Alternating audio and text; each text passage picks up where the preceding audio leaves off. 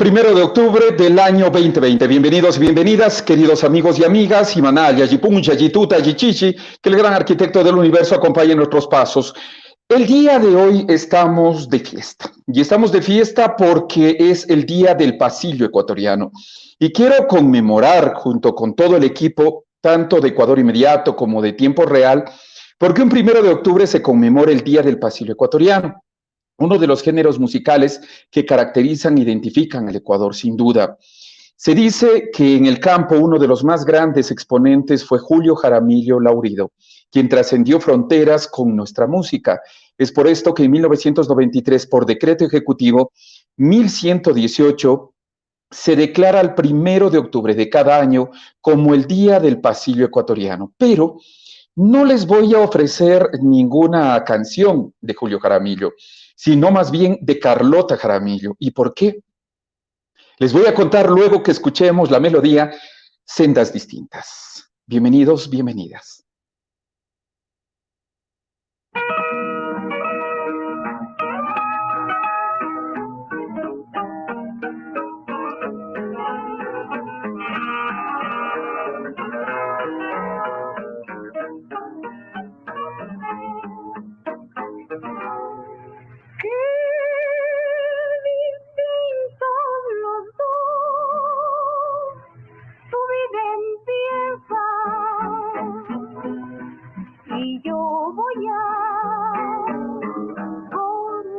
Del día, tú ni siquiera vives todavía,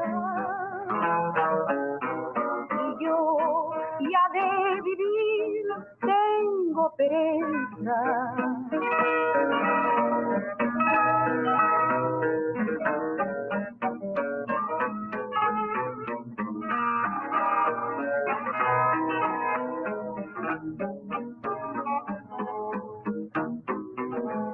Sin embargo, cual busca la tibieza del sol la planta que florará ansía. Persisto con afán tu compañía para que me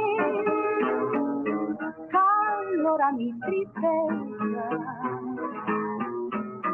Persisto con afán tu compañía para que dé calor a mi tristeza. Qué bonito.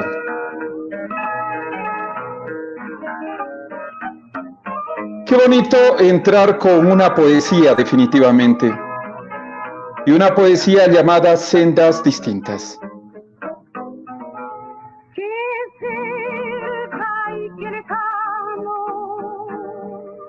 Yo soy el viejo soñador, tú la niña apasionada, que cantando en la luz vas como el ave, mas al mirarte cerca me figuro que yo soy un castillo abandonado y tú un rosal abierto junto al muro. Qué belleza, definitivamente. Gracias, producción, por haber escogido. Y esta historia viene 29 años de diferencia. Fueron la causa de la creación de uno de los pasillos nacionales más conocidos a nivel nacional e internacional, como lo es Sendas Distintas.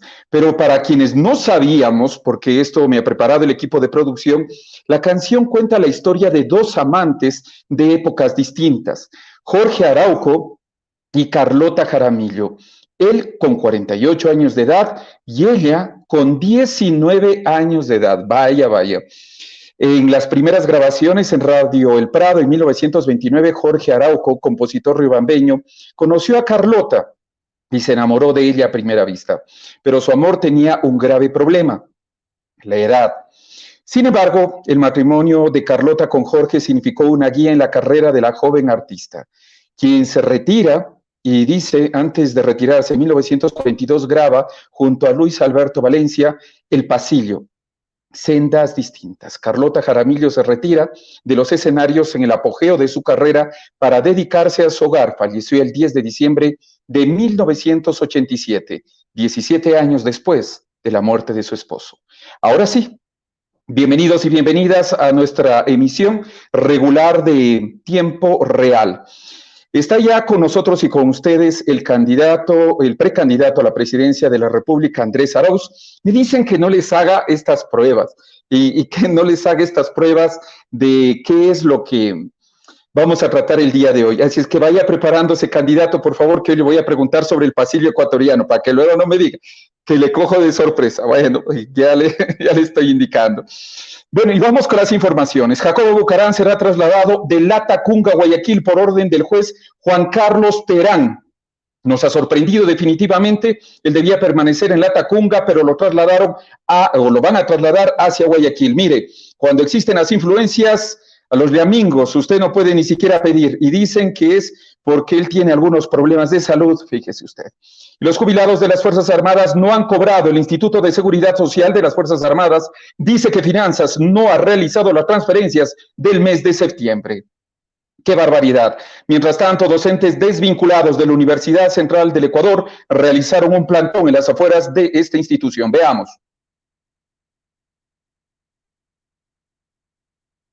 Seguimos aquí, vamos a estar haciendo contactos permanentes, sigue llegando la gente y también la Policía Nacional, como vemos aquí, se encuentra ya lista, no sabemos con qué intenciones, pero acá la manifestación es absolutamente pacífica. Estamos aquí transmitiendo y es importante que el Ecuador y también los países hermanos nos acompañen en esta lucha, porque estos compañeros y estas compañeras docentes a partir de hoy se quedaron sin trabajo.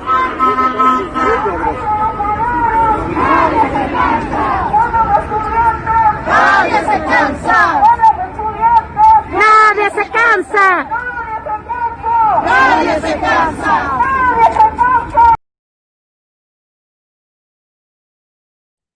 Y esto no solo está sucediendo en la Universidad Central del Ecuador, ya les vamos a contar cuántos servidores públicos han sido desvinculados, y con todo esto se va a tener que encontrar el candidato o ya el presidente de la República y vicepresidente.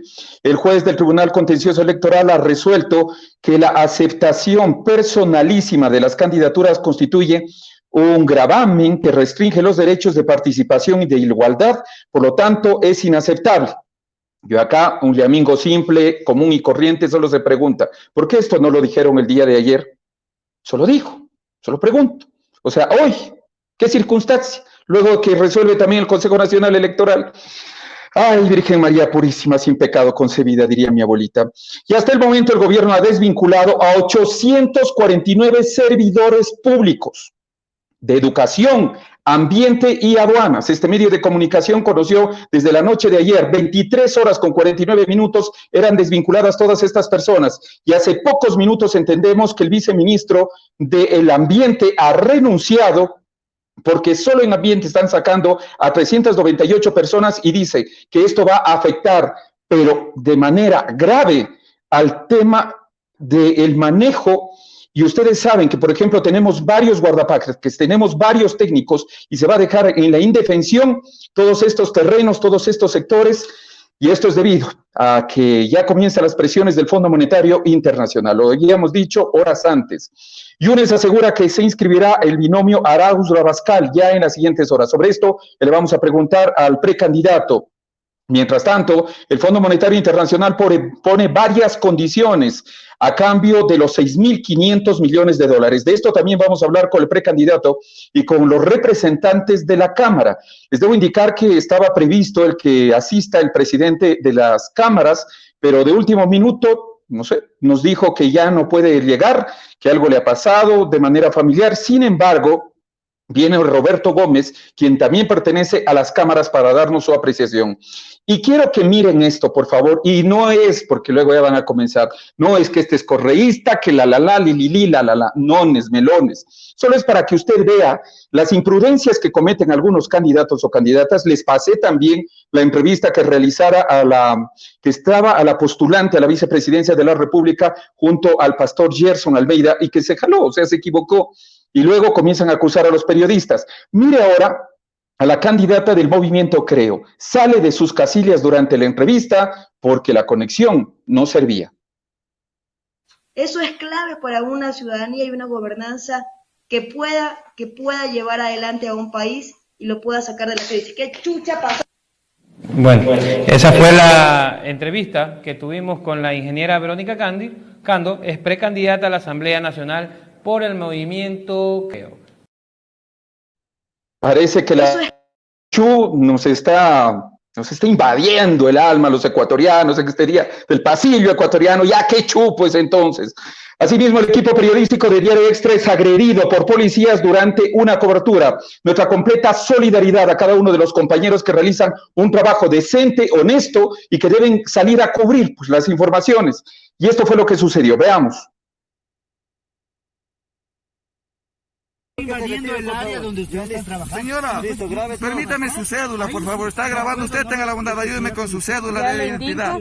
Aquí estamos aquí agentes de la policía del humo, antidisturbios, no nos dejan hacer nuestro trabajo, no estamos en la escena ni remotamente, estamos haciendo fotos desde lejos como se nos es permitido. Como hemos trabajado durante todos estos años, este señor que no le veo ni siquiera el nombre, no sé cómo se identifica, nos viene a gritar y nos viene a tratar mal. Desde que yo me acerqué hace rato a preguntar si alguien nos podría ayudar con una declaración, el señor con muy mala actitud nos viene a tratar mal.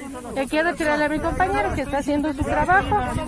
Como verán, estamos ni a 200 metros del muerto. Usted puede grabar sí, no hay problema, pero ayúdeme a escribir.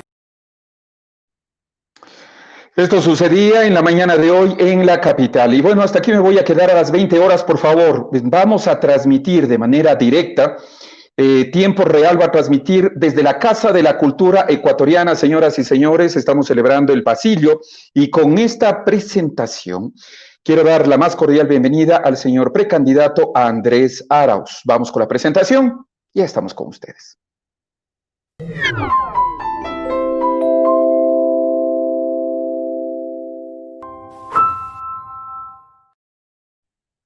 Y como ya habíamos dicho, el representante de UNES, de también Centro Democrático, ya se encuentra con ustedes y con nosotros.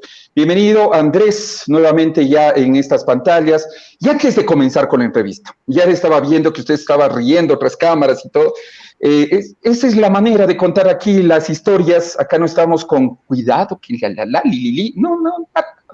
Así es que, así mismo, a calzón quitado, mi querido Andrés, ¿qué canción de música nacional le gusta a usted? Yo también me encantan las de Julio Jaramillo, Nuestro Juramento, El Aguacate, son tan queridas, las he llevado al mundo cuando he vivido en el exterior y son las que nos hacen llorar pues cuando estamos afuera. Así a ver, pero ¿usted le hace a la guitarreada o no? No, para serte sincero, no, yo nunca aprendí la guitarra, yo me dediqué a otros instrumentos musicales, pero... ¿Cómo cuáles? Y además mi voz también es terrible, voz arronta. Pero, oiga, pero si Rafael Correa tampoco tenía voz y se atrevía a cantar, pues, y cada sábado... En cambio no tenía vergüenza, en cambio uno sí... Usted sí tiene vergüenza, ya, muy bien.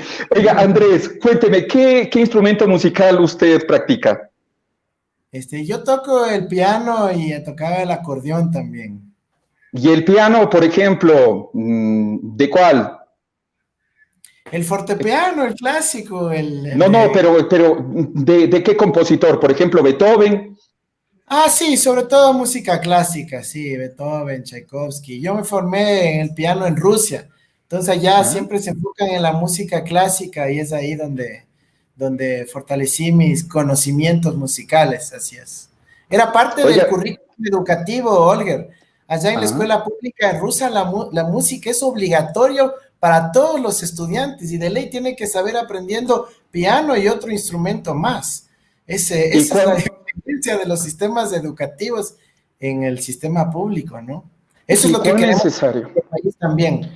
Oiga, ¿y cuán necesario es el tema cultural? Mire, yo cuando voy a dar talleres, por ejemplo, a mis amigos, a mi gente de a pie, a mi gente pobre, que no tiene las posibilidades, ni siquiera conoce un piano, pero por ejemplo, esta semana, la anterior semana estaba dando un taller para los choferes de los buses, y les estaba enseñando un poquito sobre la música clásica, les hablaba, y claro, para el inicio es como que nos llama la atención y decimos, oiga, pero, ¿y qué es eso? Y hasta me aburro, me canso y me comienzo a dormir, pero cuando ya comienza usted a educar el oído, es otra sensación, definitivamente. Claro que sí, la música clásica, aunque no parezca, está muy vinculada también a la matemática. Por supuesto. Y ese es mi ámbito de experiencia y yo encuentro ahí unas sinergias bellísimas, porque a veces uno, si tiene las dotes de la lógica, de la matemática, hasta puede predecir qué sonido viene luego, qué nota musical viene luego, porque la música clásica tiene mucha relación con la matemática. Pero en la política no hay tal matemática, así es que ¿cómo estaba usted ayer a la espera del resultado del Consejo Nacional Electoral? Porque como que eso no es tan predecible. De ahí ustedes estaban en manos del Consejo Nacional Electoral y me llamó también mucho la atención del Tribunal Electoral. O sea, ¿por qué no dijo lo mismo el día de ayer y lo dice posteriormente? O sea, son cosas que en realidad no se entiende. ¿Cómo han tomado ustedes la decisión del Consejo Nacional Electoral? Y además, ya van a tener apelaciones, entiendo, de una lista 70 y algo que ya ha anunciado un caballero que va a apelar justamente y que él va a poner todas las causas habidas y por haber para evitar que el binomio Andrés Arauz, Carlos Rabascal puede inscribirse para las presidenciales.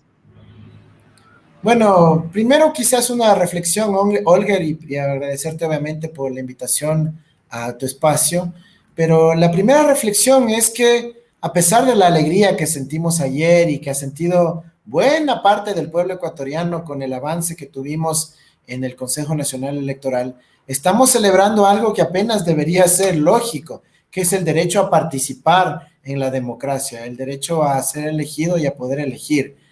Hubiésemos visto un escenario en donde millones de compatriotas hubiesen perdido la opción de su preferencia electoral y eso hubiese sido realmente duro. Así que bueno, tristemente la situación está tal que tenemos que celebrar que apenas podamos participar. Pero bueno, en efecto, estuvimos ayer en las afueras del Consejo Nacional Electoral, monitoreando la sesión que se demoró en instalarse. Finalmente, cuando se lo hizo, tuvimos la lectura del informe, que fue una pequeña primera celebración, donde la propia institución ya recomendaba que se sustituya el nombre de Rafael Correa por el de Carlos Rabascal, y eso es un avance muy importante. Y luego escuchamos una larga exposición del consejero Luis Verde Soto, que con toda honestidad y sinceridad, el día de hoy quedó hecho trizas, ¿no? Porque el argumento del consejero Verde Soto se basaba en la supuesta no aceptación del precandidato Rafael Correa. Personalísimo, ¿no? Personalísima, delegable, expresa ante un delegado del CNE en las instalaciones del Consejo Nacional Electoral, como lo vieron más de 200,000 personas en vivo en el Ecuador, en esa época, con esa foto memorable de Andrés Arauz sosteniendo el iPad, que hicieron unos memes bien divertidos. Pero cerrando ese paréntesis, el Tribunal Contencioso Electoral el día de hoy ha declarado que esa aceptación personalísima, expresa e indelegable viola los derechos de participación, por ende es ilegal ese artículo del reglamento. Entonces, digamos, esa exposición tan larga quedó en la nada y también queda en el aire la posible apelación que ha anunciado la lista 65, que por cierto tienen todo el derecho a presentarla. Bienvenida sea, nos defenderemos como corresponde de acuerdo a la ley. Pero ¿qué van a impugnar si ya no hay el requisito de aceptación personalísima? ¿Van a impugnar acaso porque quieren que Rafael Correa se mantenga presente en el binomio? No creo así. No, Creo que más bien, no, más bien, estimado Andrés, lo que están mencionando es el tema del candidato a la vicepresidencia, Carlos Rabascal, lo que habíamos hablado la anterior ocasión, que él no fue electo por democracia interna. Y sería lo mismo que va a atravesar también el señor Carlos Pérez Guartambel. es un poquito diferente en los dos casos. Si quieres podemos entrar en el detalle. En el caso de el binomio del señor Pérez Guartambel, la situación es que antes del proceso de inscripción se realizó la sustitución del nombre. Nosotros vamos a hacer la sustitución por disposición del Consejo Nacional Electoral, aplicando el artículo 14 del reglamento de inscripciones, que establece claramente que para esta sustitución, la que ordena el CNE, no es necesario que haya salido victorioso del proceso de primarias. Por eso mismo hemos celebrado ayer con toda la serenidad y tranquilidad, con toda esta posición pacífica, pero sí con alegría y obviamente con entusiasmo, porque nos permite participar electoralmente y tenemos tal apoyo del pueblo ecuatoriano que si logramos participar, vamos a ganar. ¿Qué es lo que se viene a continuación? 48 horas para la presentación, ¿cuándo ustedes van a hacer la misma ya de inscripción definitiva? De ahí entendemos que parten 72 o 78 horas ya para definitivamente postularse como candidatos a la presidencia y vicepresidencia de la República, ¿sí entiendo? Así es, Olga. Mira, lo que nosotros necesitamos esperar es que el Consejo Nacional Electoral notifique formalmente a nuestra organización política, en este caso la Alianza Unión por la Esperanza, listas 1. ¿Todavía no han sido notificados? Todavía hasta hace media hora que he estado chequeando no hemos recibido la notificación. Apenas la recibamos en el casillero físico o mediante correo electrónico, pues procederemos a completar la información que falta e inscribir el nombre de Carlos Rabascal. Como tiene que hacerse de forma electrónica, no vamos a estar haciendo fila ni parados afuera del Consejo Nacional Electoral, sino que enviamos el correo electrónico, o si nos dicen que llenemos en el sistema informático del CNE, así procederemos y ya tendremos esto inscrito, de tal forma que en las próximas 48 horas el CNE proceda a calificar la candidatura y tengamos ya en firme nuestra presencia en la papeleta del 7 de febrero del 21. ¿Ustedes están muy confiados en que van a pasar a la segunda vuelta? Mira, no es algo de que nosotros queremos decirlo así por así, sino que ha habido una sistematización de las distintas encuestas que se han hecho en el Ecuador, que se han hecho públicas, es más, y algunas nos dicen que sería una victoria en una sola vuelta, otras nos dicen que sería una victoria en 2 vueltas, y bueno, estamos ahí para que el pueblo ecuatoriano decida. Nosotros queremos ahorrarle recursos también al pueblo ecuatoriano y tener sobre todo más tiempo para planificar una transición adecuada y poder planificar los proyectos y acuerdos ministeriales y decretos ejecutivos que nos permitan empezar a tomar decisiones ya desde el 24 de mayo. ¿Ustedes creen que con un gobierno que no les quiere demasiado, que formara parte de la misma estructura y que luego fuera de una manera persecutoria a cada uno de los integrantes, ¿ustedes creen que puede existir una transición pacífica ordenada? Mira, esperamos que sí, porque estamos hablando de que vivimos en democracia, hemos visto procesos de transición entre partidos políticos rivales en otros episodios de la historia y tiene que ocurrir, es más normado en la legislación ecuatoriana que debe haber la transición, se establecen comités de transición entre ambos equipos de gobierno y es parte de lo que se debe hacer, por si todos somos patriotas, si queremos lo mejor para nuestro pueblo, es lo que se tiene que hacer. ¿Quién va a manejar el gobierno, Andrés, en caso de llegar a la presidencia de la República? Porque mucho se está hablando que Andrés Arauz, o sea, es como despersonalizado, que quien estaría en realidad y quien va a manejar todo el gobierno sería Rafael Correa tras bastidores. Mira, la Constitución de la República es clarísima. Quien toma las decisiones es el presidente de la República y el presidente de la República seré yo. Ahora, Rafael Correa es un líder de toda la política latinoamericana, no solo ecuatoriana, y sus consejos, su asesoría será plenamente bienvenida. Ahora, él me ha dicho literalmente que no tiene interés en volver al Ecuador, pero claro que le formularemos esa invitación, veamos si nos acepta. Claro que sería uno de mis principales asesores, Olga. Wow. A ver, vamos por favor con lo del Fondo Monetario Internacional, Andrés. El Fondo Monetario Internacional ha puesto varias condiciones, ya se entregan los primeros 2.000 millones de dólares.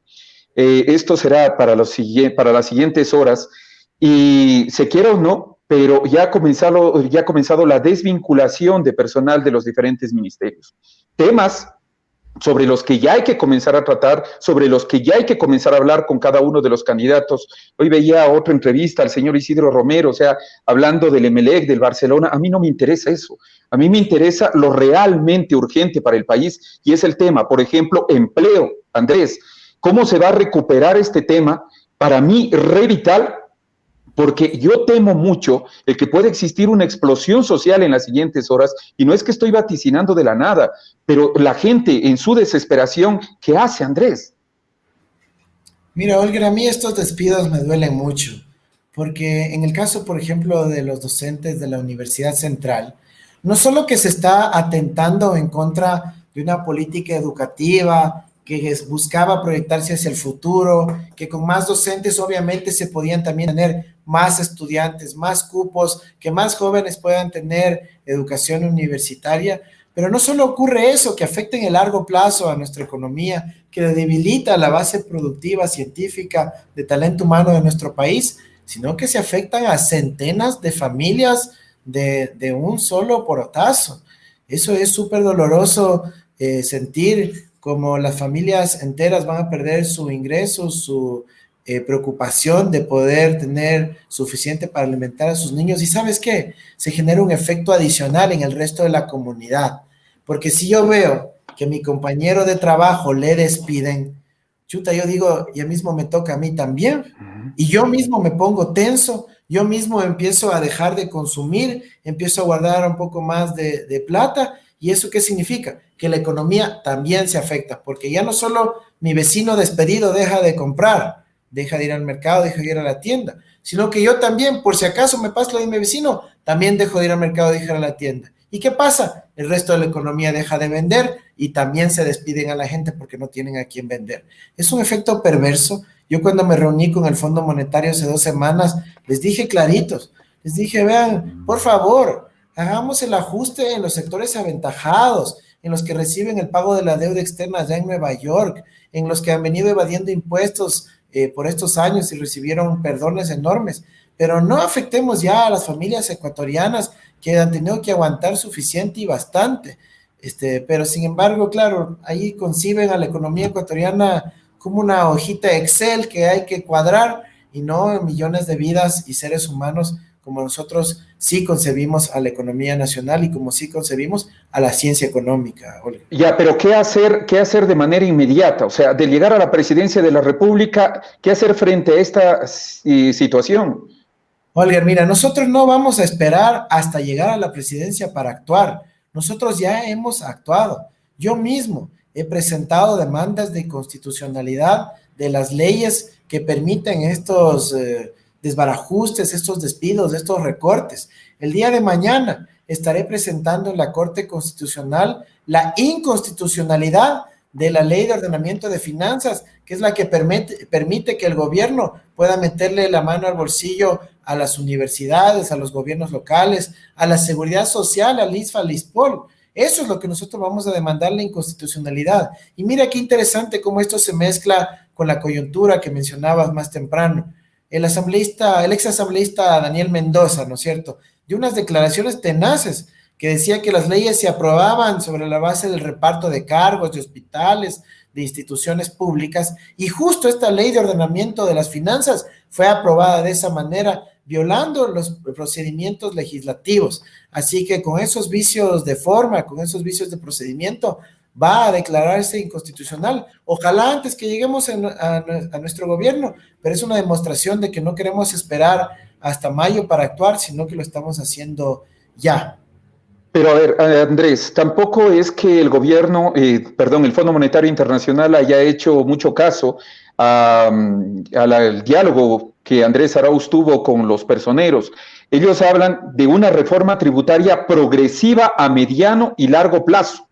Están diciendo entrega de datos fiscales de manera legítima, legislación anticorrupción antes de fin de año, autonomía del Banco Central, obtención de garantías financieras, transparencia en la contratación pública, transparencia fiscal. Esos serían los grandes temas que ya está solicitando el Fondo Monetario Internacional antes de hacer la entrega de los 2.000 millones para el mes de diciembre, porque entiendo que los 2.000 ya estarían por llegar en estas próximas horas, donde también tengo entendido que se va a priorizar para el gasto corriente. Ojo, por la cantidad de deudas, también porque existen acciones frente a la Defensoría del Pueblo, pero otros analistas dicen que no se puede utilizar este dinero para gasto corriente. Claro, mira, lo que están haciendo con la plata del FMI viola la Constitución, la ley, los reglamentos, pero no les importa porque prefieren hacer eso a cobrarles los impuestos a sus amigos que están controlando el gobierno. Nosotros no vamos a dudar ni un segundo en tomar las decisiones correctas, que es que en una situación de crisis como la pandemia ha generado en el mundo y en el Ecuador, lo que hay que hacer es una política redistributiva, en donde los que más tienen que aportar, porque vivimos en un país solidario y subsidiario, y eso significa que los pocos millonarios que existen e incluso tienen esa plata fuera, tienen que destinar esa plata al pago de impuestos, no todo, obviamente, una parte, y con esos recursos poder ayudar a los más necesitados, a la gente que ha perdido su empleo, a la gente que no puede salir a trabajar por razones de salud, a la gente que ha habido mermada su capacidad adquisitiva por los recortes en la jornada, por los recortes salariales a lo largo y ancho de todas las industrias. Entonces, es eso lo que nosotros vamos a hacer. También vamos a usar los recursos que el Estado ecuatoriano tiene depositados en Suiza, más cerca de 3.500 millones de dólares, para invertirlos en el Ecuador de forma urgente, en las familias ecuatorianas, para reactivar el consumo, como lo mencioné antes, Olger. Y por supuesto que también vamos a regular a la banca para que de esos 6.000 millones de dólares que tienen afuera, elevar el coeficiente de 50 a 88%, ya tenemos los estudios técnicos listos, puedan destinar ese dinero a la economía ecuatoriana, otorgando crédito en mejores condiciones, en tasas de interés mucho más bajas y sobre todo sin esos créditos, esos débitos indebidos que supuestamente se autorizan por teléfono, pero que terminan afectando al bolsillo de la gente en la clase media, sobre todo de $60 anuales, según unos estudios que levantamos hace poco. Andrés, a ver, pero ¿qué es lo que va a pasar con este acuerdo? ¿Ustedes lo van a desconocer? ¿Qué es lo que va a pasar con este acuerdo con el Fondo Monetario Internacional? Además, el gobierno está con toda prisa. O sea, debe cumplir estas metas solicitadas por el Fondo Monetario Internacional. Caso contrario, no hay plata. Y para ellos también habría una responsabilidad porque dicen que los últimos 2.000 millones le van a dejar al próximo gobierno para que en algo pueda extender las sábanas. Mira, yo te voy a ser sumamente claro. Nosotros no vamos a cumplir las condiciones del acuerdo con el Fondo Monetario Internacional. Por lo menos no en la forma como se han planteado las condiciones y cómo se han negociado con el gobierno de Moreno. Nosotros no creemos que la solución está en más despidos, en más recortes, en menos salarios para la gente, en privatizar los activos públicos a 5 o 6 meses que se vayan del gobierno a precio de coronavirus. Esas condiciones, por supuesto que no las vamos a cumplir. Ahora nosotros vamos a replantear la dinámica con el Fondo Monetario Internacional, poniendo una regla fundamental, que es, si llega plata del exterior, tiene que quedarse en el Ecuador, no queremos que se esfume nuevamente apenas llegue. Otra regla, los ajustes no tienen que ser sobre la carga de las familias ecuatorianas. Decimos, miren, ¿usted cree que un muerto puede pagar sus deudas? No puede, pues. Tiene que estar vivo, tiene que estar trabajando, tiene que estar saludable, fuerte y ojalá bien educado para que tenga un buen trabajo y con eso pueda pagar sus deudas. Eso es lo que queremos para el Ecuador, que tenemos crecimiento económico, desarrollo, producción, empleo para todos y recién ahí poder hablar de pagarle la deuda al Fondo Monetario. Y finalmente lo que le hemos dicho, miren, ustedes hablan de la autonomía del Banco Central. pero la Constitución del Ecuador es sumamente clara. Dice que el Banco Central es parte de la función ejecutiva y no vamos a permitir que se viole la Constitución del Ecuador, ni en nuestro gobierno, ni ahora. Sin embargo, esto va a tener que pasar por la Asamblea Nacional. Estas reformas van a pasar necesariamente por la Asamblea Nacional y donde hay una mayoría que sigue gobernando con el gobierno, si quiere o no. Es decir, eso sería aprobado por más que ustedes lo deseen o no lo deseen, Andrés. Hay que ver. Yo no creo que el gobierno tenga el capital político y sobre todo no tiene la legitimidad democrática. Dígame quién en el Ecuador sale ahí a apoyar a este gobierno. Entonces yo creo que la ciudadanía, el pueblo ecuatoriano que nos está viendo, no va a permitir que eso pase así nomás por la asamblea, ni con decretos de emergencia, ni con decretos de económica urgente. Creo que sea viable que pase eso. El gobierno lo sabe, el Fondo Monetario lo sabe también, y por eso han preferido más bien ya dialogar con el que seremos el futuro gobierno para poder ir cuadrando de mejor manera la política económica en donde prime el interés de las familias y no de los bancos del exterior. ¿Van a tener una nueva reunión con la gente del Fondo Monetario? ¿Se ha planteado eso? ¿Tal vez algún cronograma, Andrés? Mira, la vez anterior fue por invitación del FMI que nosotros acudimos. Ahorita nosotros obviamente nos estamos oponiendo a las condiciones del FMI que quiere imponer en el Ecuador y que este gobierno servilmente la está cumpliendo. Si es que nos vuelven a invitar, con gusto aceptaremos la conversación, pero si no, pues nos veremos allá el 24 de mayo. Hay algunas inquietudes, entre ellas, por ejemplo, Augusto Tandazo hace exactamente una semana, aparte de denostar contra el expresidente Rafael Correa, a quien lo acusó y le culpó que todas las desgracias habidas y por haber eran producto de la mala política generada por él, trajo un mini video donde hablaba de la privatización, palabras de Andrés Arauz, donde está mencionando que estaría de acuerdo con esta denominada monetización o privatización de las empresas públicas. Chuta, yo sí, jamás he dicho algo así. Pues tienen ahí un historial largo de mis escritos en el Observatorio de la Dolarización, donde he venido criticando sistemáticamente estas políticas de monetización. Fuimos los primeros en objetar lo que se venía haciendo con el Banco del Pacífico, y no por defender mis escritos y nada más, pero sí me parece una carencia de falta de rigurosidad investigativa del señor Tandazo. Podemos conversar con él cuando quiera, pero lo que nosotros hemos dicho es, si es que queremos construir nuevos activos, una nueva refinería, una nueva hidroeléctrica, una repotenciación de la fibra óptica del país, bienvenida a la asociación con la inversión extranjera, pero para construir nuevas cosas, no para deshacerse al vuelo de los activos públicos a precio de coronavirus y peor a los amigos y connegociados del gobierno, ¿no es cierto? Connegociados a los amigos del gobierno. Eso jamás lo aceptaremos. Y hemos sido claros, Olga. Si es que el gobierno se llega a atrever a privatizar la refinería, la empresa de telecomunicaciones, el Banco del Pacífico, que sepan esos posibles compradores que nosotros revertiremos esas privatizaciones al apuro que tanto daño le quieren hacer al pueblo ecuatoriano. Pero eso no es dejar con una legislación clara tampoco al Ecuador. O sea, ya amenazar ese tipo de cosas es dejar en incierto un panorama que más bien en este momento lo que necesita en una contracción económica, más bien no es dar esa calidad de leyes y el que digan, sí, aquí hay una protección jurídica. No, mira, la protección jurídica será para las inversiones honestas, no para los negociados de última hora de un gobierno carente de legitimidad democrática. Las inversiones serán apoyadas con contratos de inversión en donde se establezca estabilidad tributaria, estabilidad normativa y buenas prácticas a cambio de, evidentemente, que haya inversión, empleo, transferencia de tecnología, valor agregado. Y la figura se llama un contrato de inversión, que está permitida de acuerdo al Código Orgánico de la Producción, Comercio e Inversiones del año 2010 y que nos permite tener seguridad para ambas partes, para el inversionista y para el Estado, pero no estos cheques en blanco que se han realizado en estos últimos años. Estoy ya casi finalizando y me interesa mucho lo que dice la ciudadanía. Están preguntando, economista Arauz, de llegar al poder, ¿qué harán con las leyes humanitaria y económica vigente? Mira, ambas leyes tienen fuertes problemas de legitimidad.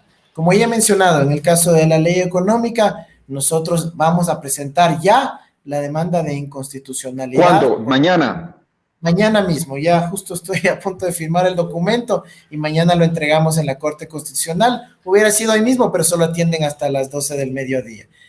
Y la ley de apoyo humanitario, tenemos que revertir las partes negativas. Hay cosas que obviamente no podemos dar marcha atrás, como los periodos de moratoria en el tema de servicios públicos, las coactivas, etcétera, que afortunadamente sí se incluyeron. Pero, por ejemplo, el componente laboral es claramente inconstitucional y acompañamos a la gente, a los trabajadores, a las organizaciones que se han opuesto a ese componente de la ley humanitaria. Eso no puede ser posible, es clara regresión de los derechos y unas interpretaciones antojadizas que permiten básicamente despedir con pequeñísimas liquidaciones o recortar la jornada o disponer sobre las vacaciones de los trabajadores.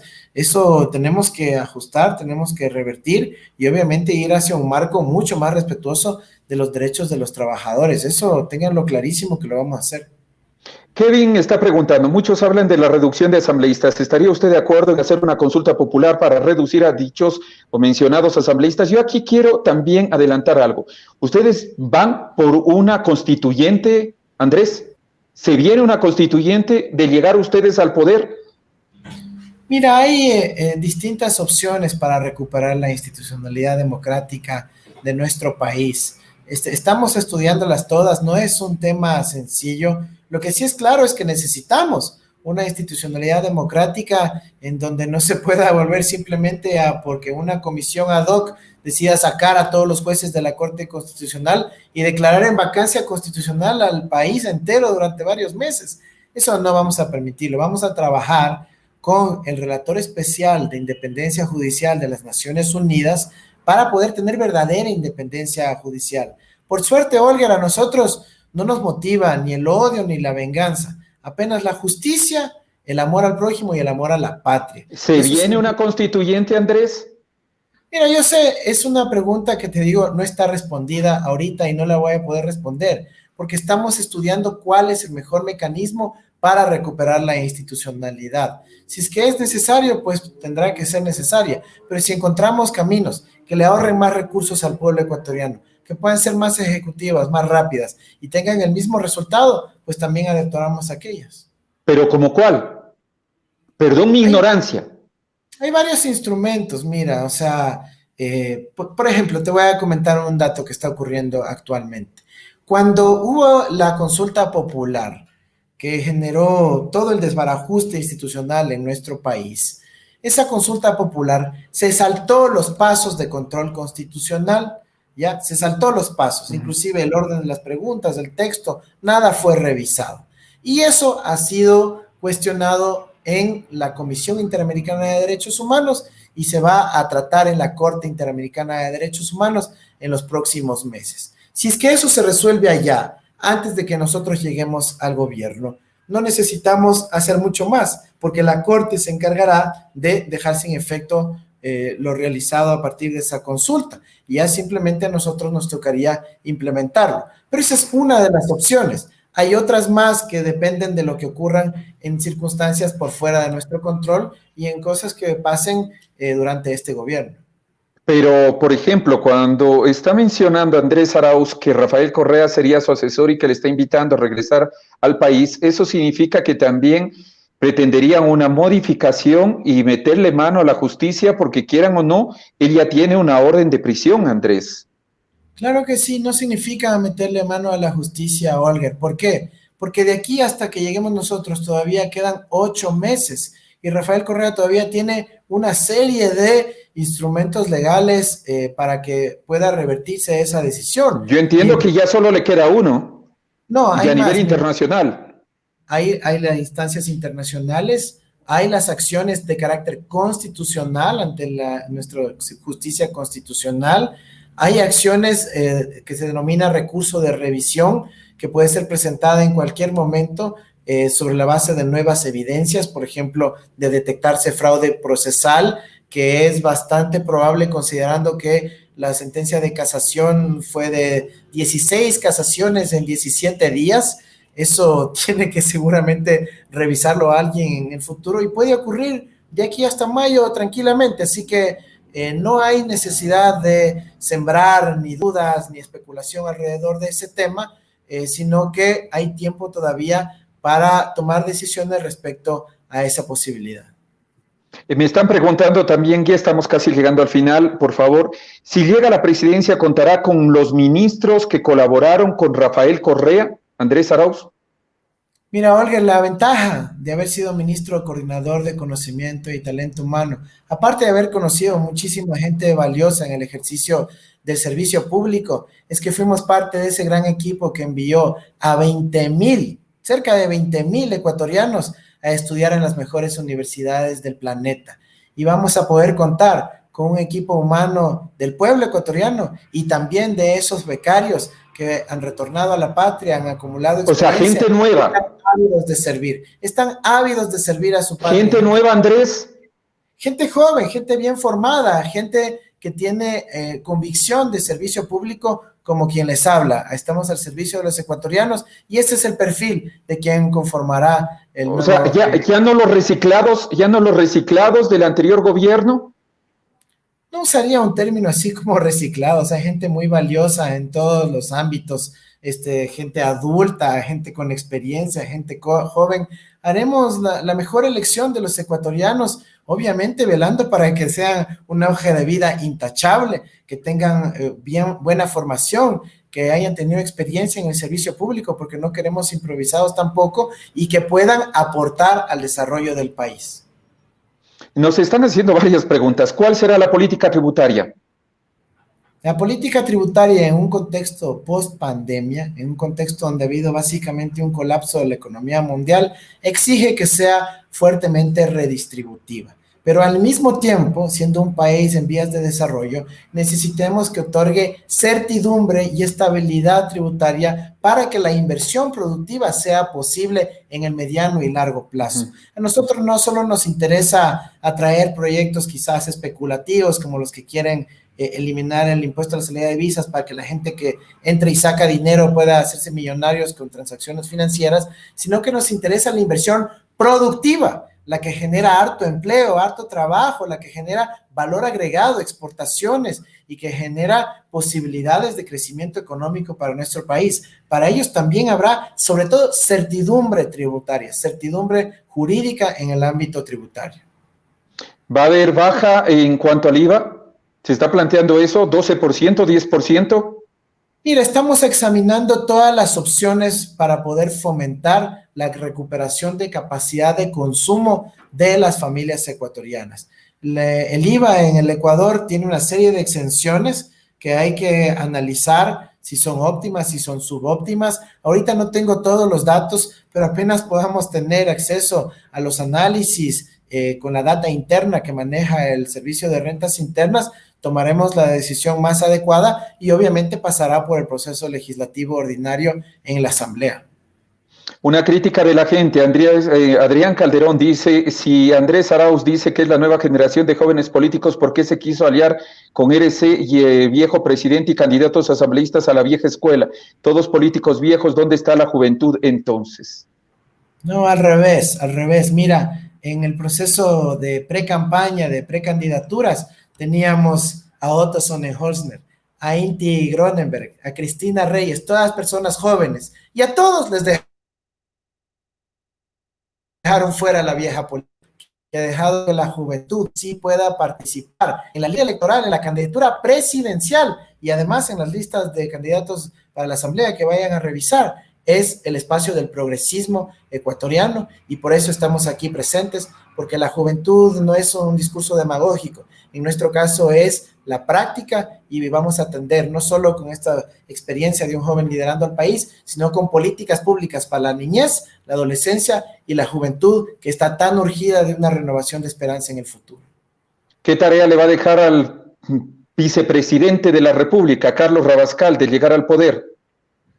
Mira, Carlos es un gran compañero, un comunicador guayaquileño, empresario, lo que hemos conversado y lo que he delegado ya al encargado es la política productiva, de desarrollo productivo con equidad territorial. Esos dos grandes ejes es lo que le he encargado. Necesitamos nosotros profundizar en un modelo de desarrollo que permita generar opciones de valor agregado para nuestro país, pero no aislados en enclaves, sino que a su vez generen desarrollo territorial, es decir, condiciones básicas dignas para las familias, condiciones de salubridad, condiciones de vivienda a lo largo y ancho de nuestro territorio. Ese desarrollo productivo con equidad territorial, para que no que esté concentrado en dos grandes ciudades, sino en todas las provincias del Ecuador, es lo que le he encargado a Carlos Rabascal y está trabajando ya en esa dirección.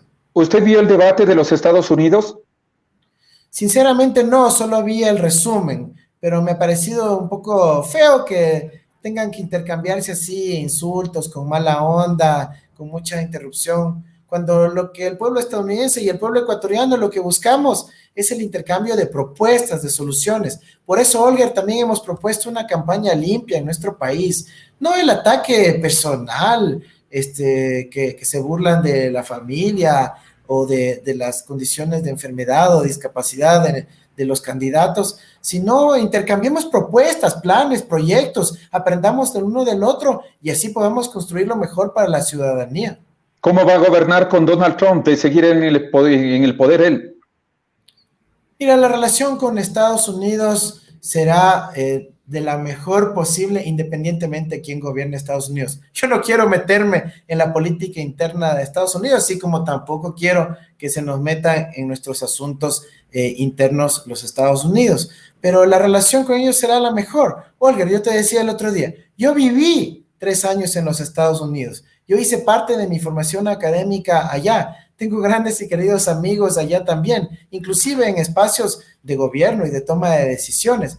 Así que la relación será la mejor. Tenemos ahí a millones de compatriotas viviendo en Estados Unidos de primera, segunda, tercera generación y la relación será la mejor. Pero sobre todo pensando en las familias ecuatorianas, tanto en las familias transnacionales de nuestros hermanos inmigrantes que viven allá, como en las oportunidades económicas, comerciales, pero sobre todo educativas, culturales, científicas y tecnológicas que se generen con los Estados Unidos. Andrés, yo voy a hacer un compromiso de aquí hasta que finalice el tema de elecciones para ver si es que por lo menos, yo sé que luego ya se va a apretar más la agenda, pero por lo menos tener estos espacios de diálogo, donde no solo el periodista sea el preguntón, mire, me quedo con una cantidad de preguntas y que sea la ciudadanía la que tenga el contacto directo, especialmente con quienes están liderando, querramos o no, ya el tema de las encuestas. Le agradezco infinitamente, Andrés, por haberse tomado este tiempo. Ya me están diciendo que ya debo terminar también la entrevista porque tiene otro compromiso, pero le quiero agradecer porque al primer llamado usted dijo sí.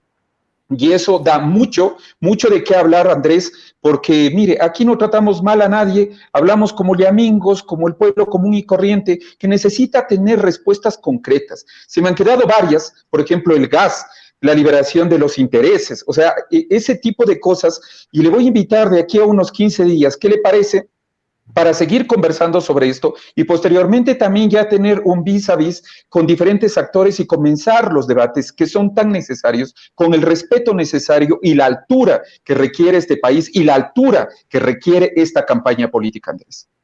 Con todo gusto, Olger, con todo gusto. Aquí estamos para atender a la ciudadanía, a quienes nos ven y nos escuchan y poder ir resolviendo sus inquietudes. Y además, si vienen los debates, pero con todo gusto, si eso es lo que nos encanta, el intercambio de ideas, con altura, con respeto, sin difamaciones, sin ataques, sino construyendo las mejores soluciones para el pueblo ecuatoriano. Permíteme concluir con una frase de Quino, que a propósito de su fallecimiento y de ese personaje tan icónico de nuestra América Latina, Mafalda, decía: hay muchos problemólogos y pocos solucionólogos. Nosotros somos esos solucionólogos, nos encanta encontrar soluciones en materia de política pública para responder a las necesidades de las familias ecuatorianas. Y si lo hacemos en el marco de un debate, de un intercambio de ideas, maravilloso. La pregunta de examen de esta noche: ¿por qué es hoy el Día del Pasillo Ecuatoriano? Ahí te quiero ver. Bueno, hoy, 1 de octubre, es el Día del Pasillo Ecuatoriano. ¿Por qué? Ahí me ¿Por cogiste. qué? que sí lo mencionaste al inicio, pero ya me lo perdí. Sí, no, sí. Así, ¿Por qué es? por- Cuéntame. porque fue declarado, y eso es muy importante, a veces la gente dice que son preguntas triviales y todo ese tipo de cosas, pero son las que nosotros estamos viviendo. Es en 1993, por decreto ejecutivo 1118, que se declara el 1 de octubre como año del Día del Pacífico Ecuatoriano, ya que el popular JJ nació en Guayaquil un 1 de octubre de 1935. Y la última pregunta, ¿cuál fue la canción que escuchamos al inicio? Fue la canción de Carlota Jaramillo, A ver, denominada... Ay, sí lo tenía en mente porque lo mencionaste. 40 y 20. No era 40 y 20, sí. Sendas distintas, mi querido Andrés. Bueno, te quedo debiendo las clases de pasillo, ¿no? Te quedo debiendo. No, muchísimas gracias. Y definitivamente, o sea, para mí el hacer periodismo es conversar con la gente, conversar con la ciudadanía y no lastimar, no lastimar a nadie. Hacer lo que uno debe hacer, ser preguntón cuando debe serlo, también hacer preguntas muy objetivas y que la ciudadanía se sienta complacida con escuchar al personaje, no al payasito que está acá haciendo de periodista. Así es que, Andrés, muchísimas gracias, y el pueblo llamingo también es el que debe sacar las deducciones sobre cada una de las entrevistas que nosotros tenemos. Será hasta una próxima oportunidad y queda así el compromiso. Viene a continuación el representante de las cámaras para hablar sobre el Fondo Monetario Internacional. Adiós.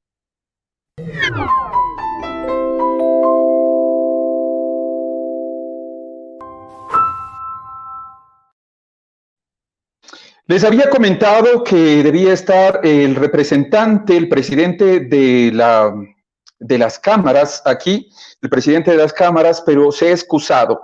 Sin embargo, Rodrigo Gómez de la Torre, quien es también representante del sector productivo, ya se encuentra con nosotros y con ustedes. Por favor, vamos adelante. Si es que me apoyan. Rodrigo, muchísimas gracias. De todo lo escuchado sobre el precandidato a la presidencia de la República, Andrés Arauz, ¿cuál es las primeras expresiones, porque ustedes quieran o no, de llegar él al gobierno, deben comenzar a trabajar en conjunto? Bienvenido. Estimado Orger, muy buenas noches. Primeramente, sí, lamentamos profundamente que Genaro no nos haya podido acompañar. Sin embargo, como expresidente del Consejo de Cámaras y miembro de su directorio, justamente estoy aquí. Creo que la primera cosa que me ha llamado mucho la atención, creo que hay dos cosas que me han llamado la atención. La primera es el comentario con respecto al respeto a la justicia. Y sin embargo, fue en el gobierno pasado que por declaraciones del mismo expresidente hablaba de que había que meter la mano a la justicia. Y precisamente vamos al tema de que nos pasamos por encima de la justicia para tener a alguien que está con sentencia ejecutoriada para tenerlo como asesor. Son temas que te dejan pensando. Y el otro tema que me llamó mucho la atención es lo que hizo referencia al ofrecimiento de estabilidad tributaria. Cuando en los 10 años tuvimos tantas y cuantas reformas tributarias avanzaron a pasar en la Asamblea. O sea, más bien son temas que me hacen cortocircuito porque, claro, no coinciden. Y para terminar en el tema laboral, cuando hace referencia a la ley humanitaria de la reducción de la jornada laboral, simplemente recordar que la reducción de la jornada laboral está considerada y contemplada en el Código de Trabajo en una reforma que se hizo, y no recuerdo el nombre, había muchos nombres rimbombantes a las leyes, que se realizó precisamente en el gobierno pasado, en el año 2016. Creo que se llamó la ley de la... Ahí se creó el seguro de desempleo, pero en esa reforma precisamente se habló de la reducción de la jornada laboral en las condiciones que están en la misma ley humanitaria actualmente. De todo lo mencionado, ¿qué es lo que se viene y qué es lo que se aspira con el acuerdo del Fondo Monetario Internacional? Me preocupa mucho el tema del empleo, Rodrigo, y antes de esta entrevista habíamos estado dialogando. O sea, ya la gente está siendo despedida, aparte de los que ya fueran despedidos desde hace 2 años y que han ido paulatinamente, pero mira tú, o sea, ¿qué es lo que va a pasar? Me preocupa mucho el tema de una posible explosión social. el tema de la explosión social nos preocupa a todos y realmente repetir la situación de las mal llamadas marchas pacíficas de mes de octubre del año pasado, justamente hace un año, sería lo más irresponsable que cualquier sector económico pueda hacer en una situación como la que estamos viviendo. Pero creo que es importante también hacer memoria, porque decían que prohibido olvidar. Y los primeros que se pasaban conversando con el fondo y no se acababa de llegar a un acuerdo. Medio se acercaba el acuerdo, se sacaba una venta de bonos, sacaba deuda y nos distanciábamos nuevamente del fondo. Estoy hablando desde el año 2015, justamente el gobierno pasado. Pero creo que es importante ver la diferencia entre los acuerdos y el tipo de deuda que se levantaba. En esa época se levantaba deuda de corto plazo, 3, 4, 5 años, y a tasas de interés del 10, 11%, 9%. En este momento la lógica es justamente la misma. Estamos hablando de deuda a 10 años plazo y con tasas del 2%. Pero ¿para qué es la deuda? Yo creo que hay que entender eso. La deuda no es para gasto corriente. La deuda no es para poder seguir endeudándonos más o seguir gastando y dilapidando la plata en la forma que se lo ha hecho. Por el contrario, hay que poner en orden las finanzas públicas. Caso contrario, no hemos solucionado el problema estructural de la economía. Cuando hablamos de los 3 principales problemas de la economía ecuatoriana, no dicho por mí, no dicho por las cámaras, dicho por entidades internacionales de varias corrientes ideológicas. Exceso de trámites y lamentablemente excesos de trámites tienden a derivar en corrupción. Lamentablemente hay que decirlo así de fuerte. El segundo punto, inestabilidad tributaria. Precisamente es una de las objeciones que el mundo ha hecho. Y el tercer tema, sobre rigidez laboral. Con respecto al segundo tema, el Ecuador está dolarizado desde el año 2000. Creo que es uno de los mayores mensajes de estabilidad para la inversión que se pueden dar. Y sin embargo, en un gobierno en el cual un solo presidente estuvo al cargo, no llegó inversión extranjera directa. A pesar de que, como bien lo recuerda el precandidato, en el 2010 se aprobó el Código Orgánico de la Producción, que justamente brindaba ciertas certezas, pero ante las otras modificaciones que se dieron en el tiempo, pues la inversión simplemente siguió. Con respecto al tema de empleo, yo creo que hay que ver varios aspectos. Y en el año pasado, en el mes de diciembre, antes de pensar que el COVID era algo que nos iba a llegar, teníamos una situación ya de empleo que estaba decayendo fuertemente. En el 2014 teníamos un 49.6% de empleo pleno. Y voy a hablar del empleo pleno, porque el empleo pleno es el empleo con derechos, es el empleo que está completo. Para el 2000... Cuando tiene seguridad social, esto es para que entiendan mis amigos, cuando tiene seguridad social, cuando tiene los décimos, las garantías. Exactamente. Y ese empleo pleno, que es el que más estamos preocupados, ya para el año pasado, primeramente dentro del gobierno anterior, ya cayó casi 10 puntos. De hecho, me parece que cayó 9 puntos. Y más bien la tendencia de caída se había mantenido más leve, una pendiente menor. Pero cuando ya comienza en el a diciembre del 2019, ya se pronosticaba. También la Organización Internacional del Trabajo anticipaba que para este año se podía perder entre un 2 y un 5% de empleo pleno. Lamentablemente lo que hemos perdido de empleo pleno es alrededor de un 10 a 12%. Cifras del IES. Y me duele decirlo, pero entre enero y agosto, en el marco también de una pandemia, se han perdido 297,000 empleos, según estadísticas del Instituto Ecuatoriano de Seguridad Social. Hay unos que han bajado, otros han recuperado, pero en el balance final, pongámosle números redondos, hasta finales de agosto, 300,000 empleos se han perdido en el Ecuador. Las proyecciones del Organismo Internacional del Trabajo hablan de 500 a 800,000. Más bien, se ha frenado la caída de empleo desde el mes, y perdóname, se me salió desde el mes de mayo, junio, se frenó la caída. Sin embargo, se requiere una reactivación y para eso necesitamos reconocer que hay que buscar menos restricciones, menos complicaciones, aprovechar esta situación de pandemia que nos dio un salto de décadas al sistema, a la tecnología, y poder potenciar eso. Aquí, a veces en la pantalla, me aparecen algunos aspectos de los comentarios de la gente. Y creo que hay uno que es importante. El Ecuador lo que necesita hacer es seguir, y esto reconozco que lo hizo el gobierno pasado, y lo felicité al gobierno pasado y lo sigo felicitando por haber suscrito el acuerdo con la Unión Europea, el acuerdo multipartes. Creo que es un gran mensaje, porque el Ecuador es un país exportador, es un agroexportador en producto primario y producto elaborado. Tenemos que mejorar en el producto elaborado, indiscutiblemente. Pero mientras más acuerdos comerciales tengamos, mayor capacidad de llegar a los nuevos mercados tenemos.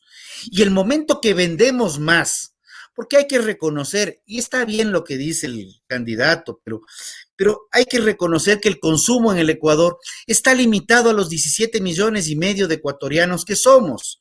Y tenemos acuerdos que nos pueden plantear abrir mercados de 500, 600 millones de ciudadanos que podrían estar deleitándose con las maravillas de los productos ecuatorianos. Entonces, estos acuerdos comerciales hay que impulsarlos y hay que fomentar que, reduciendo trámites, que en algo se ha podido hacer en este gobierno y que en muchísimo se incrementaron en el pasado, pues apuntar al futuro y apuntar a sacar al Ecuador adelante. Y personalmente estamos, y a nivel de consejo, a nivel de Cámara de Agricultura, estamos convencidos que eso va vía exportaciones e incremento de la producción. Si incrementamos la producción en el Ecuador y no estamos pensando en exportar, lo que nos genera, y los economistas bien lo entienden, es una sobreoferta y terminamos tumbando todo el sistema productivo. Y eso no podemos. Lo que sí yo debo mencionar es que estamos ya viviendo una nueva realidad, Rodrigo.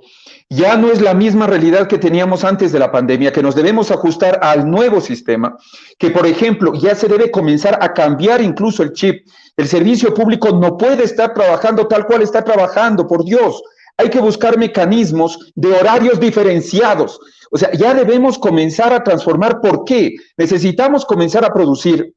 Lo cual significa que yo ya no voy a estar trabajando desde las 8 de la mañana hasta las 4 de la tarde, sino que tal vez mi horario comience a las 2 de la tarde y termine a la medianoche, y los otros de madrugada, y comenzamos a producir. Olger, ¿qué más de acuerdo podemos estar? De hecho, es lo que más me sorprende a mí del alcalde de Quito. El alcalde de Quito, justamente en su campaña, planteaba que necesitamos entrar a la hora Borojó. Y ahora nos quiere tener guardados en las casas y sin movilizarnos, y solamente poniendo sanciones de todo lado. Precisamente por eso, por esa nueva realidad, que ya era una nueva realidad en materia laboral en el mes de diciembre o en el mes de octubre del año pasado, que las dinámicas laborales son completamente distintas. El fondo nos está diciendo: por favor, señores, tienen un problema laboral, no de ahora, desde hace rato, hagan una reforma estructural. Y yo le invito al ministro del Trabajo, Andrés Isch, a reconocer que en este año 2019 que concluyó, se realizaron muchas propuestas y muchos acuerdos entre sindicatos y donde estuvo el representante del Frente Unitario de Trabajadores y empleadores y gobierno, precisamente para buscar soluciones al problema de empleabilidad, que era un problema gravísimo para el Ecuador. Pero no se hizo nada, pues, Rodrigo. Esa es la parte que seguimos peleándola, porque siempre estamos ocupados de decir, será el momento político, no es conveniente, sí es conveniente. Y recordemos que ese código de la producción, el código orgánico de la producción e inversiones, permite al ministro del Trabajo generar un sinnúmero de acuerdos laborales diferenciados, en donde podríamos buscar nuevas formas de trabajo acorde al siglo XXI y no seguir pensando en dinámicas laborales como la que tú bien describes, que están muy ajustadas a lo que pasaba a finales del siglo XIX, porque ni siquiera del XX, ni siquiera del XX.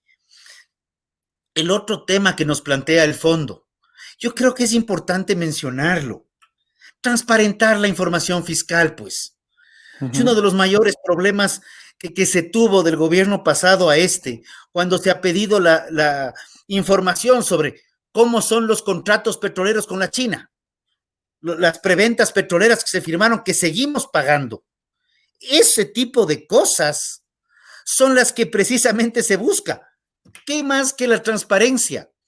La principal vacuna contra la corrupción es la transparencia.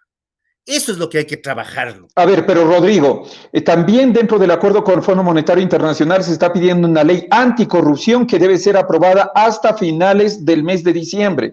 Sin embargo, de lo que ha dicho el precandidato Andrés Arauz, primero, ya hay una deslegitimación del gobierno actual, es decir, no habría votos dentro de la Asamblea Nacional. Recordemos que más de la mitad de asambleístas van a una reelección y por lo tanto van a estar más en su campañita que estar preocupados por lo que está sucediendo.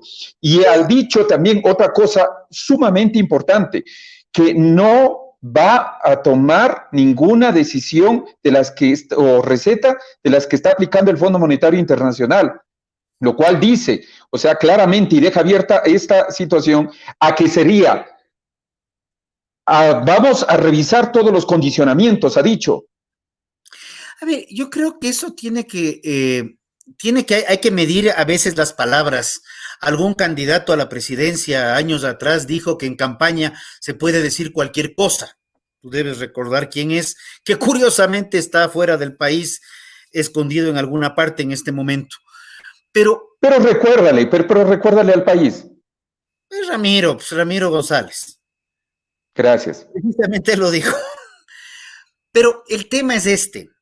Tenemos que pensar seriamente que cuando se firma un acuerdo multipartes o se firma un tratado internacional o cosas por el estilo, son temas que deben ser respetados, porque no es el nombre del presidente o del ministro de turno.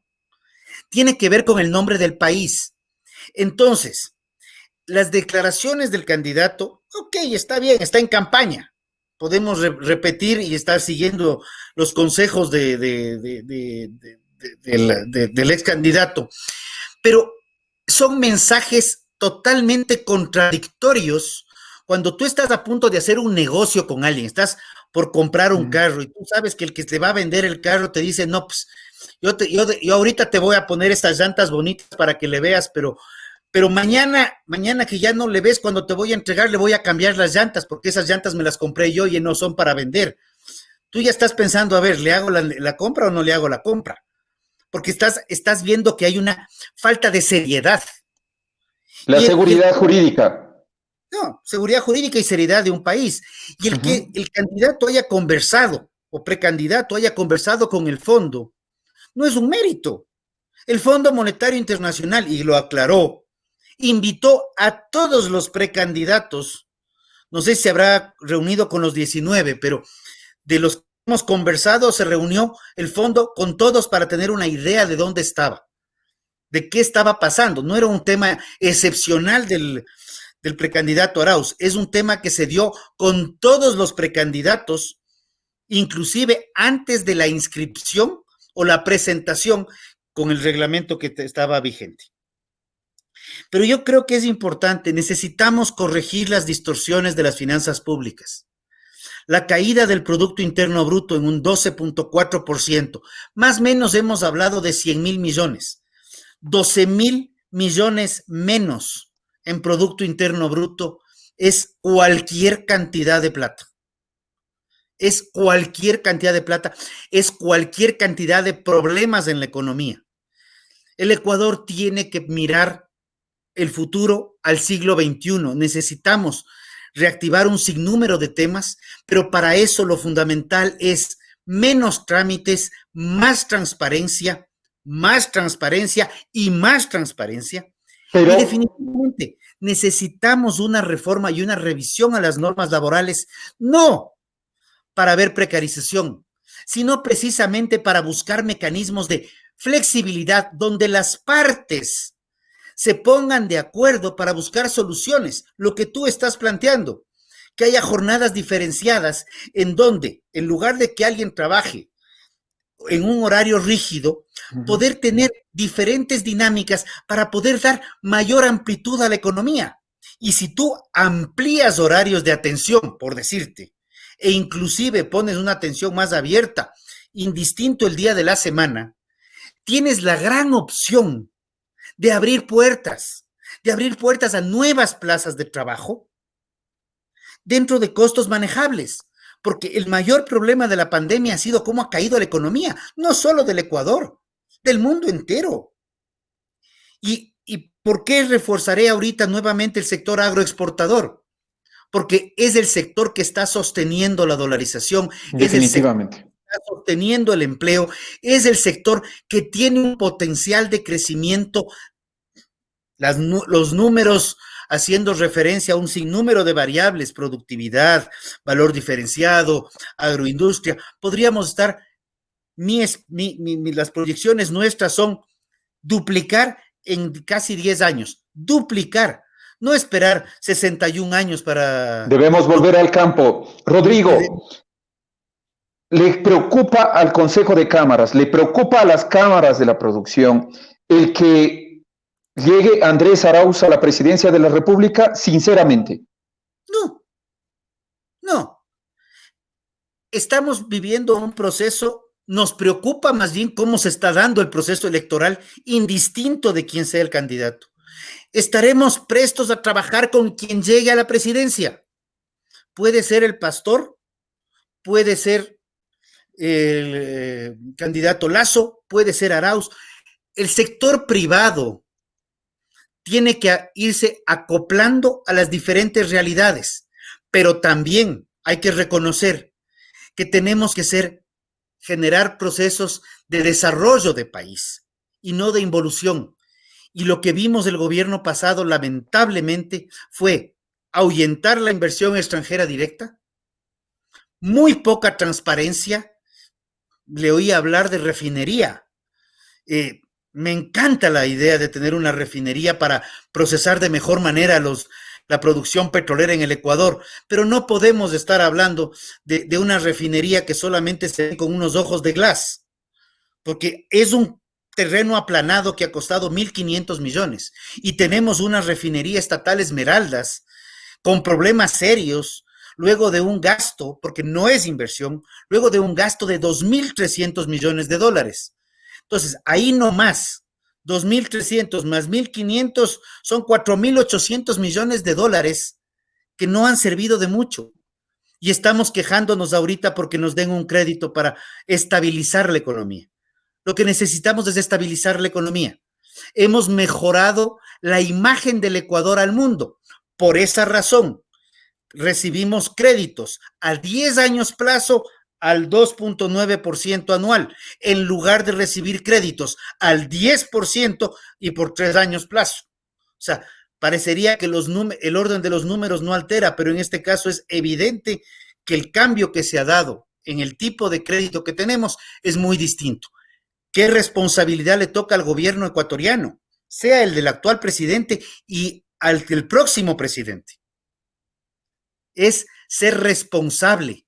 Y a los asambleístas, los que están, los que vengan, olvidarse del discurso y la muletilla de que les preocupa a las próximas generaciones y no las elecciones, y comiencen a efectivizar el que les preocupa a las próximas generaciones, porque muchas decisiones han sido muy políticas, orientadas a las próximas elecciones y no generaciones.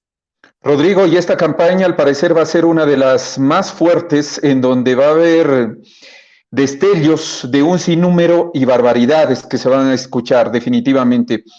Por ahora nos quedamos hasta aquí. Quisiera también la próxima ocasión poder hablar del alcalde de Quito y de lo que está viviendo también una crisis la ciudad porque se requiere.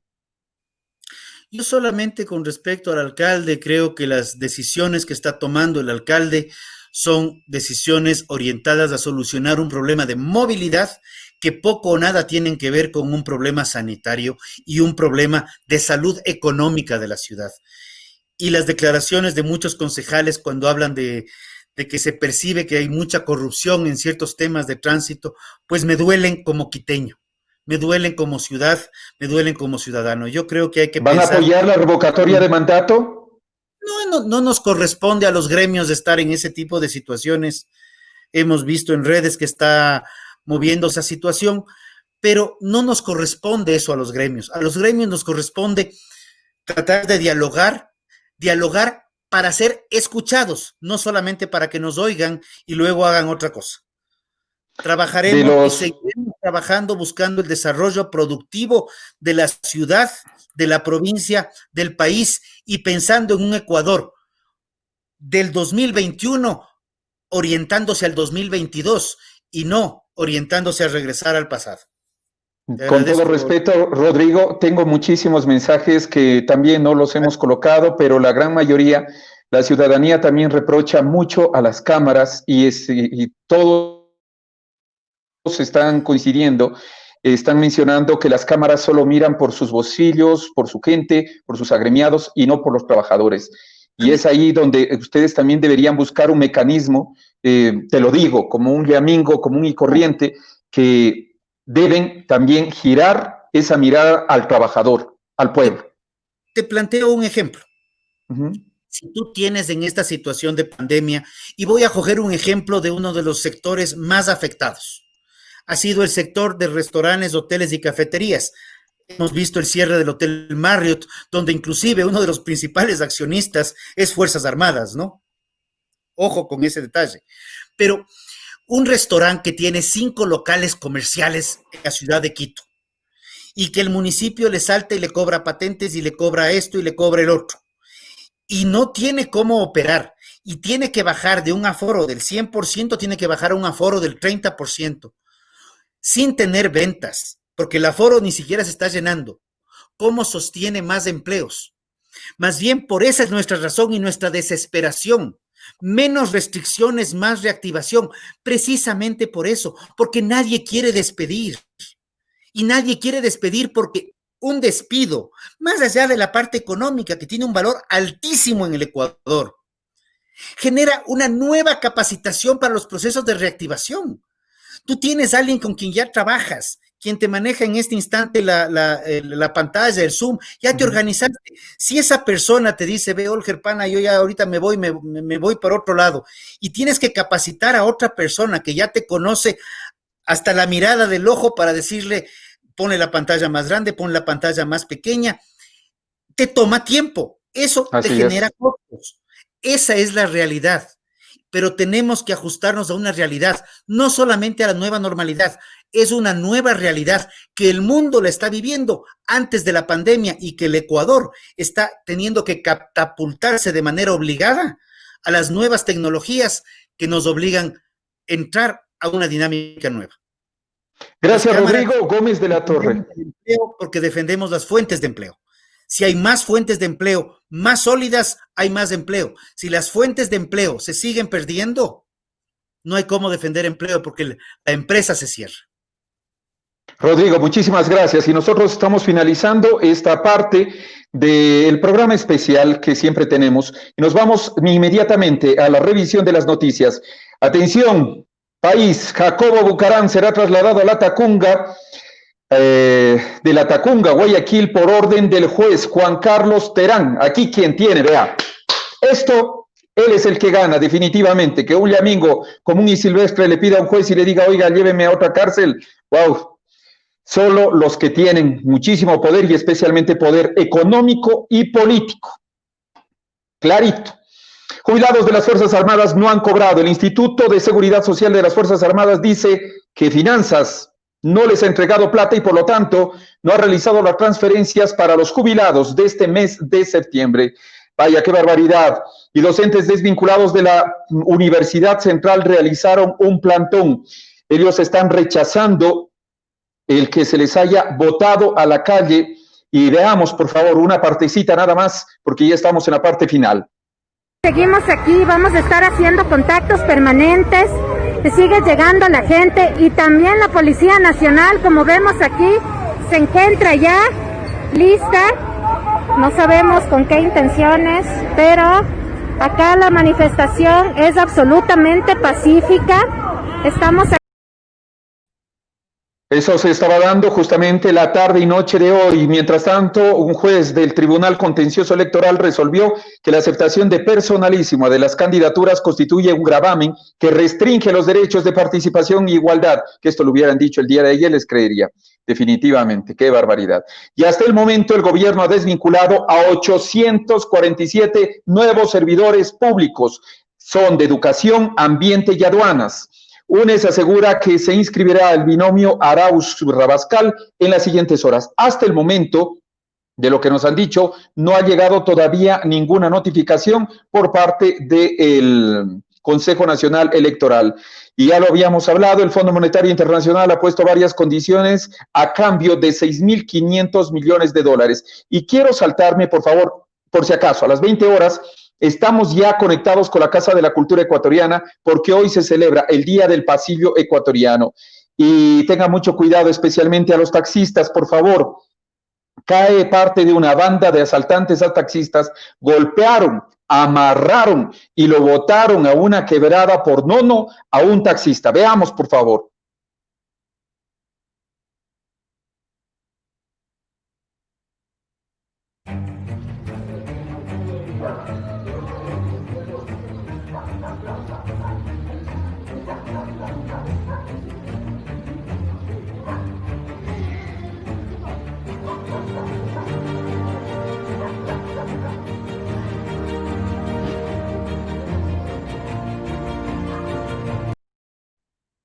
Sinvergüenzas, a estos hay que darles cacería definitivamente. Mi opinión personal, por si acaso, delincuentes sinvergüenzas.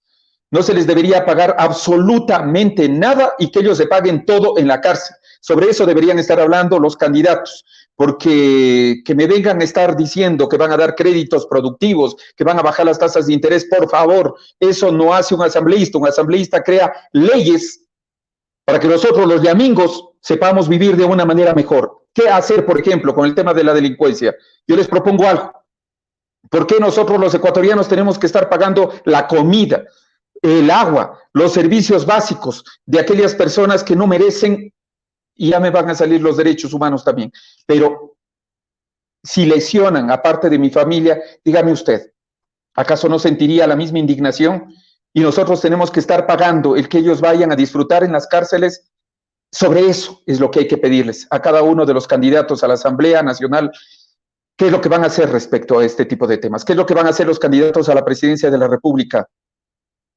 Esos son los tipos de acciones y los tipos de preguntas que debemos comenzar a hacernos como ecuatorianos y ecuatorianas. Hasta aquí estamos llegando. Ya me está diciendo el productor, ya nos debemos retirar, sí, porque a las 20 horas todos invitados a seguir nuestra señal. Nos vamos a estar conectando con la Casa de la Cultura Ecuatoriana.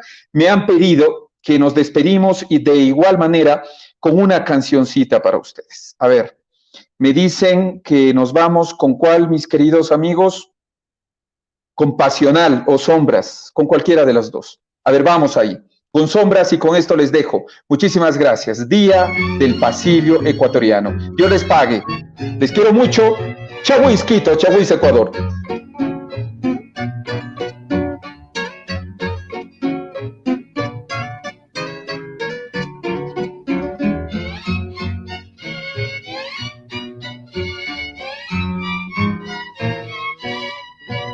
Cuando tú te hayas ido, me envolverán las sombras cuando tú te hayas ido, con mi dolor a solas evocaré ese idilio de las azules horas. Cuando tú te hayas ido, me envolverán sombras.